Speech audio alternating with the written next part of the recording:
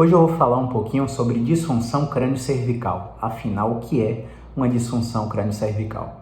É qualquer alteração de movimento ou qualquer alteração tecidual que venha a desencadear dor de cabeça, dor em volta dos olhos, dor de ouvido, dor na articulação temporomandibular, dor no pescoço, tontura ou zumbido, né? Você sofre com alguns desses sintomas, algumas dessas alterações, então fica aqui nesse vídeo para entender um pouquinho como que funciona esse processo. Primeiro eu vou te dar um panorama anatômico, um panorama patológico, um panorama baseado na estrutura da sua coluna. Vamos lá, eu estou aqui com o Arnold, você está vendo aqui uma coluna cervical. Essa coluna cervical é irrigada por várias artérias e também por vários nervos que vão gerar o fluxo nervoso, o fluxo que a gente chama de axoplasmático. Esse fluxo é responsável pela contração muscular, pelo nível de tensão muscular, pelo funcionamento da sua coluna cervical. Todos esses nervinhos em amarelo que você está vendo aqui, eles sobem para o pavilhão auditivo, eles sobem para seios da face, eles sobem para a bochecha, para a articulação da boca, para a cabeça. Então qualquer alteração de movimento aqui, para rodar para a esquerda, direita, para fletir, para estender o pescoço, inclinar, para avançar a cabeça ou retrair a cabeça, qualquer alteração que acontece aqui pode desencadear algum desses problemas, como DTM, dor de cabeça, dor de ouvido, zumbido, tontura, né? Dor cervical irradiada para o braço, pode gerar uma alteração que simula uma arritmia. O paciente sente palpitação, sente uma dor no peito que transfixa ao tórax com a dor irradiada no braço esquerdo. Pode acontecer por causa da cervical. Então a primeira coisa que você tem que entender é que o paciente, ele não liga para rigidez, para dificuldade de movimentação, a não ser que atrapalhe alguma função dele. Ele liga para dor. Se ele estiver com dor, ele procura um fisioterapeuta, procura um médico, né? Mas se ele ainda não tiver com dor, tiver apenas com dificuldade para mover, ele pode nem saber. Porque, por exemplo, eu quero que você aí agora que está me assistindo, eu quero que você rode o seu pescoço para a esquerda. Rode o máximo que você puder para a esquerda, beleza? E agora rode o máximo que você puder para a direita, ok? Você percebeu alguma diferença no tamanho do seu movimento? Esse movimento só esticou ou provocou alguma dor? Essa dor irradiou, saiu do pescoço, foi para o braço, foi para a cabeça, foi para a TM, né? Essa dor alterou a intensidade da dor que você já tem no pescoço, já tem na cabeça. Esse movimento aumentou a sua tontura, diminuiu a sua tontura, aumentou o seu zumbido, diminuiu o seu zumbido? Pois é. Você pode perceber que se você olhar para cima o máximo, ou se você olhar para baixo o máximo, você basicamente pode influenciar o seu sintoma. E se você, com o movimento no pescoço, influencia a área, né, a localização da sua dor, do seu problema, a intensidade para mais ou para menos do seu problema, ou faz o seu problema sumir, por exemplo, pode acontecer, a sua coluna cervical, seja ela atípica, a cervical baixa, ou a cervical atípica, a cervical alta, ela pode estar relacionada, associada ao seu problema. Lembrando, eu não estou aqui falando de relação de causa e efeito, né? Aqui na minha frente, na minha janela, eu estou vendo o Aquibeu, né? Uma grande escola de inglês que existe aqui na frente, né? No bairro da Pituba. E se Deus livre guarde, a pessoa chegar aqui, abrir essa porta aqui atrás e ver que está pegando fogo, ligar para o bombeiro, daqui a 5, 6 minutos o bombeiro chega lá. E se uma segunda pessoa abre essa porta e olha um incêndio, o bombeiro, ela não pode dizer, o bombeiro que causou o incêndio. Não tem como ela dizer isso, né? Porque são duas coisas que estão acontecendo simultaneamente, ao mesmo tempo.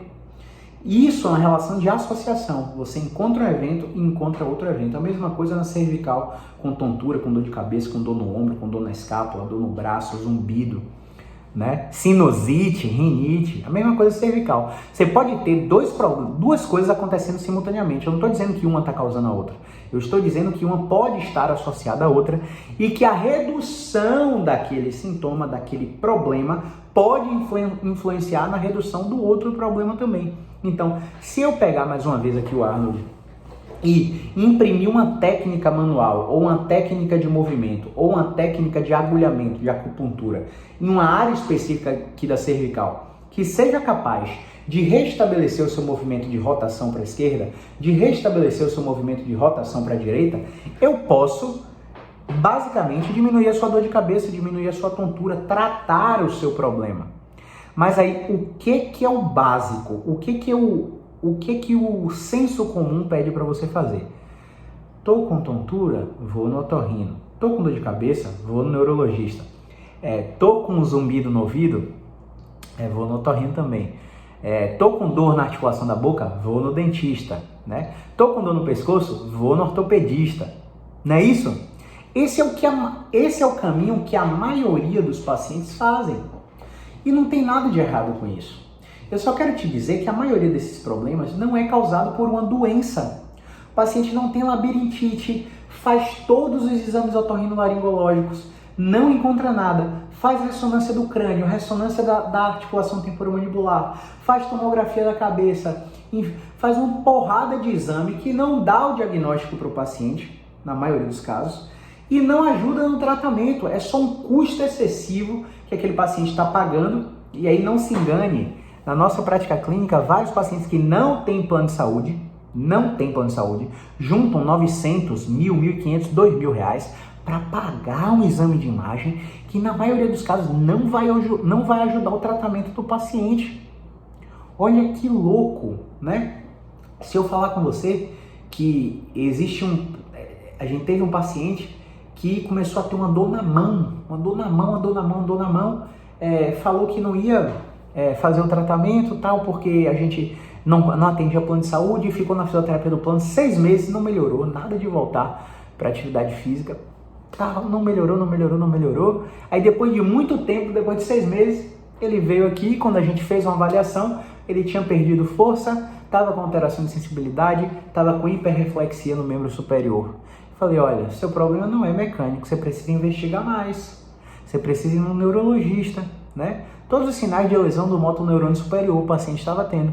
Quando o paciente foi no neurologista e fez o exame de imagem estava lá, um tumor na cabeça. O paciente teve um tumor na cabeça, teve que fazer uma cirurgia, graças a Deus está bem.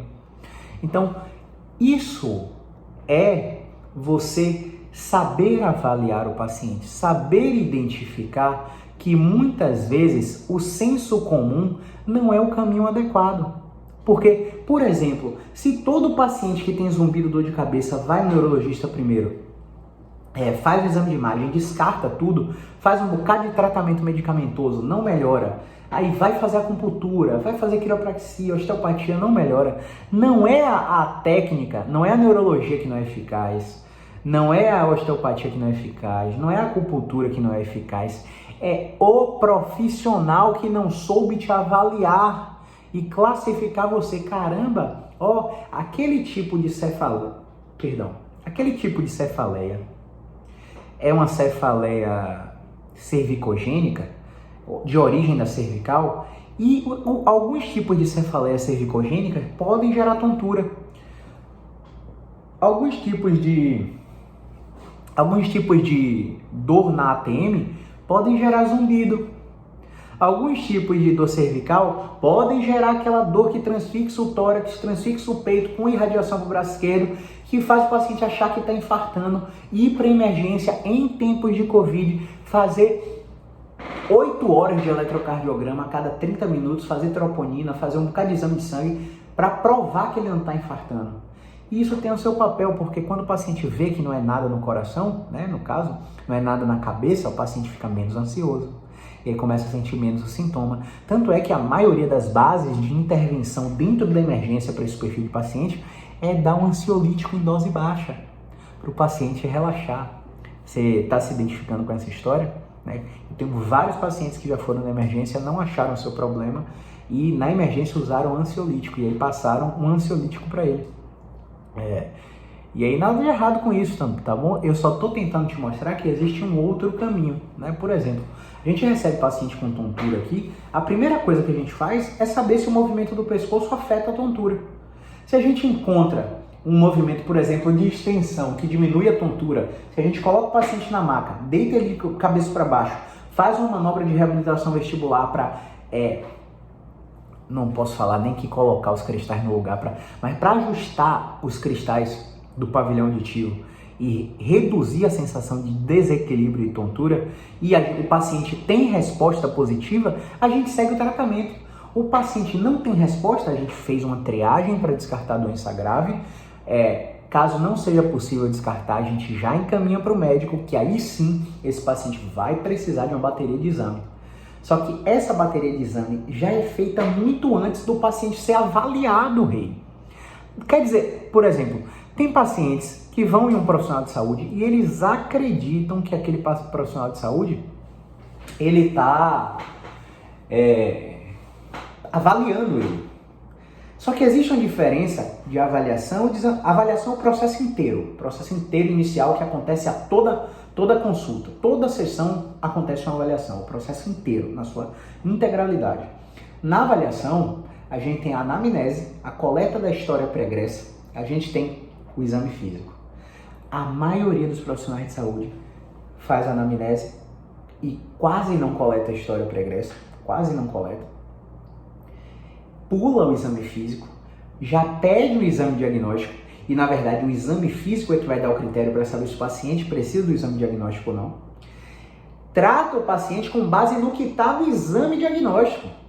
Não trata o paciente baseado na pessoa, na unidade daquele paciente. Não trata baseado no contexto daquele paciente. É o que eu falo sempre. Tanto tontura, quanto DTM, quanto dor de cabeça, quanto dor de pescoço, todas essas disfunções crânio-cervicais, que é o que a gente está rotulando aqui, elas têm muita influência psicossocial. Só para você ter uma ideia, existem trabalhos com mais de 10 mil pessoas que tentam avaliar fatores de risco para desencadeador, para desencadear esses problemas. E esses trabalhos têm uma hipótese diagnóstica, tem uma hipótese de que pegar peso vai dar problema, de que postura vai dar problema, de que fazer movimento brusco ou de impacto vai dar problema. E quando a gente acompanha esses pacientes por 2 anos e vê quem teve dor, quem não teve dor, quem teve tontura, quem não teve tontura, quem teve dor de cabeça, quem teve problema, no final de 2 anos a gente vê que o fator de risco, os fatores de risco mais predominantes para desencadear esses problemas são psicossociais. Caio, como assim? Por exemplo, ser mulher. Ser mulher é um fator de risco que aumenta a sua chance em 1,5 vezes mais de ter dor de cabeça, de ter dor cervical, por exemplo. Ser mulher, usar teclado por mais de 4 horas, né? Que mais? Tamanho da família. Ó, que louco, tamanho da família. Quanto maior a sua família, maior a chance, maior o risco de você desenvolver problema. Ó, que louco. Insatisfação no trabalho. Aumento da demanda no trabalho. Relação de esforço dado versus recompensa recebida no trabalho, né?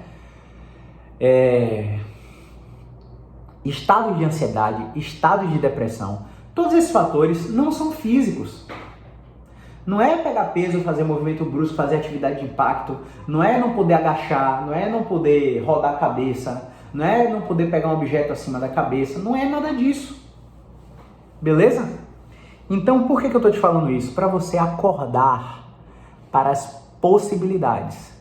Porque se você acordar para as possibilidades, você vai buscar tratamentos cada vez mais efetivos, com cada vez mais custo-efetividade. Exemplo, eu tenho um paciente que chegou para mim com a enxaqueca, que ela tinha passado por 3 neurologistas, já tinha passado por 2 dentistas, já tinha feito fisioterapia, 60 sessões de fisioterapia, não lembro agora, mas tipo 60, mais ou menos por essa quantidade de fisioterapia, já tomou todos os remédios que você pensar aí, Depakote, Naramig, codeína, uma porrada de remédios essa paciente já tinha tomado. E aí, quando a gente avaliou ela, a gente percebeu que um movimento na coluna torácica nessa coluna aqui, ó, logo abaixo do pescoço. Movimento de rotação para a direita, né? Pedi para ela fazer isso aqui, ó, e rodar para a direita, repetidamente. E isso foi capaz de abolir a dor de cabeça dela. Ela fez 3 atendimentos. Não é que a gente não esteja, não é que ela não tenha mais dor de cabeça, mas quando ela sabe que vem, por exemplo, quando ela sente um cheiro muito forte, quando ela está em lugar de intenso barulho, tem vários gatilhos no caso dessa paciente, mas quando ela sabe que a dor de cabeça vem, ela já senta, faz o movimento dela e tira a dor de cabeça dela. Então, ela não toma mais remédio hoje, e foi um movimento bobo. Quer dizer, aí, por exemplo, na época, quanto é que ela me pagou na época? Ela me pagou quase R$1.000, 997. Fez 3 atendimentos. E aí, nos 3 atendimentos, a gente resolveu o problema dela. Não eu resolvi, mas eu dei ferramentas para que ela controlasse o problema dela. Ela pagou 997. Só que, só pra você ter ideia, um dos neuros foi de plano, os outros 2 foram particular. Teve um neuro que ela pagou R$700. E aqui eu não estou fazendo juízo de valor, eu só estou te mostrando que existe um caminho que, apesar de aparentemente caro, você vai usar menos. E por isso você vai gastar menos no custo efetivo total do tratamento. O pagamento desses vários remédios ao longo desses anos que ela fez foi muito mais alto do que o preço que eu cobrei comparado ao valor que eu entreguei. E não precisa ser comigo não, tá, pessoal? Mais uma vez, não é juízo de valor, não é comparação. Eu já tive casos de dor de cabeça que a gente testou técnicas em ATM, técnicas crâniocervicais, técnicas na torácica, movimentos repetidos, inibições musculares, e a paciente não melhorou. E aí a paciente foi num dentista aqui do lado, fez um botox e ficou 6 meses sem dor. Aí ela faz botox a cada 6 meses e não tem mais dor de cabeça. Tem caso que a gente não consegue dar ferramenta para o paciente controlar. Tem caso que tem caso que não tem. Tem caso que é o dentista que resolve. Tem caso que é o neuro que vai usar um inibidor, vai usar um inibidor seletivo lá da CGRP, uma proteína específica em pacientes com dor de cabeça, inibidores de GABA, serotonina, facilitadores de serotonina, dopamina, enfim, várias classes e espectros de medicação que vão botar o paciente no controle do problema. Tem caso que é o médico, tem caso que é a terapia, não acha nada em exame de imagem, nenhum remédio responde, nossa fisioterapia não responde, aplica botox, vai em dentista, faz oclusão, né, faz ortodontia, faz até cirurgia ortognática para adequar a oclusão temporomandibular e não resolve o problema. E aí quando vai na terapia, descobre um conflito familiar, resolve as relações baseadas em tudo que a psicologia é capaz de ensinar para essa paciente, e a paciente reduz a dor de cabeça que era 9 e que era diária para uma dor de cabeça 3 semanal, né? E isso é um resultado fantástico, né? Paciente que geralmente tem enxaqueca, tem crise a cada que dura de 4 a 72 horas, né? Aumenta com atividade física e entre outras características, esse paciente ele pode ter dor de cabeça praticamente diária. E se você reduzir para 3 vezes na semana, já é um resultado. Se for diária em intensidade menor, já é um resultado. Se for uma dor de cabeça que ela não sinta a necessidade de usar medicamento para diminuir a chance de ela ter uma toxicidade no fígado, já é um resultado. Se essa tontura que foi investigada por um otorrino, não achou nada, foi resolvida desbloqueando o pescoço, o paciente vem cheio de rigidez no pescoço, história de dor no pescoço, não consegue abaixar, não consegue colocar o queixo no peito, aí você faz uma técnica, recupera a flexão do cervical do paciente, o paciente reduz 70% da tontura. É 70% da dor na ATM, né? Isso já vai reduzir a ansiedade, já vai reduzir a tristeza, a incapacidade, o isolamento social, porque o paciente, quando tem esses problemas crâniocervicais, ele tende a se sentir o peso na família, não quer discutir o problema com os familiares já ficam incomodados, não tem certo nível de compreensão. Então são vários aspectos associados às disfunções crâniocervicais. E você tem que entender que existe um caminho, e existe um caminho fora do sistema, um caminho que não é comum, mas pode ser tão efetivo quanto o caminho que já foi oferecido a você. Então, em suma, eu quero que você pense o seguinte: Quando um tratamento para você não resolver, não é especialidade. Não incrimine a osteopatia, não incrimine a fisioterapia, a acupuntura, a medicina, a neurologia, a odontologia, a psicologia. Troque o profissional. Quando você tem uma causa na justiça e o seu advogado perde a causa, você contrata um escritório de advocacia mais experiente. Você não diz que o direito não presta. Então também não diga que a fisioterapia não funciona. Troque o profissional por um profissional mais experiente. Troque o médico por um médico mais experiente. Troque o psicólogo por um psicólogo mais experiente. Enfim, o profissional, através de uma avaliação, vai definir o poder que aquela especialidade tem no seu problema. Beleza? Grande abraço e movimento é vida.